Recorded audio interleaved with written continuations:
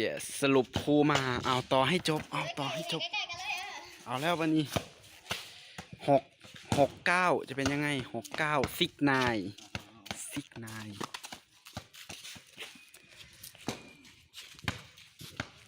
แล้วเตะเดือดแล้ว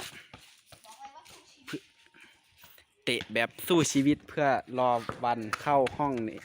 แอร์เอาออกนอกเส้นเอาเฮ้ยเตะขึ้นไปบนนั้นได้ยังไงค่อยรอดูคลิปเต็มกันที่ทีมทดสอบหรือนูบแก๊ง10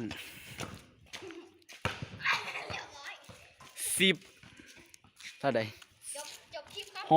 60จบคลิปแล้วนี่คือผู้ชนะบูกีนส่วนนี้คือแบ็คไวท์บูกีนกับแบ็คไวท์